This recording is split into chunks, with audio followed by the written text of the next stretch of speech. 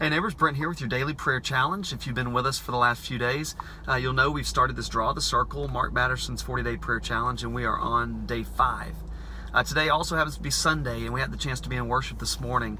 And before I get into the Devo, I just want to express to all of you who were there, thank you for being courageous.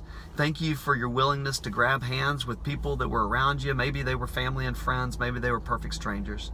But it was so meaningful for me to see that packed out cafeteria at 9 and 11, filled with people in little prayer circles praying for the person on their left and then on their right, that God would bless them, that God would reveal himself to them, that each of us would be reminded that we are the beloved children of God, that we would, as we circle up in seeking God, that we would find the pleasure of God falling all over us. And I believe this morning, as I listened to heartfelt singing, heartfelt praying, I just sensed that God's Spirit was in the room in a really special and meaningful way. So thank you for all of you who were there to participate in that with us.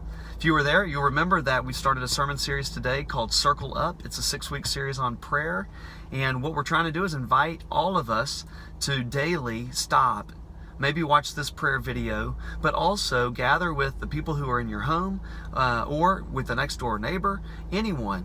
Step inside that hula hoop and offer prayers, giving thanks for the people that are in the hula hoop with you and asking for God's blessing.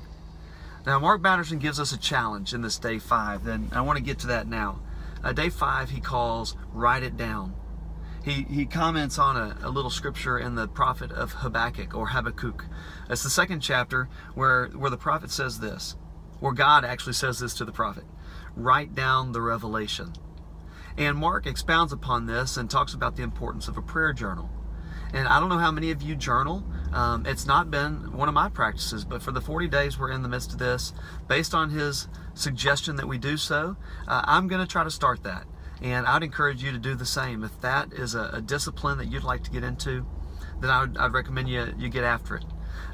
But his point in this whole devotion follows up a statement that he says to his staff all the time, that the shortest pencil is longer than the longest memory.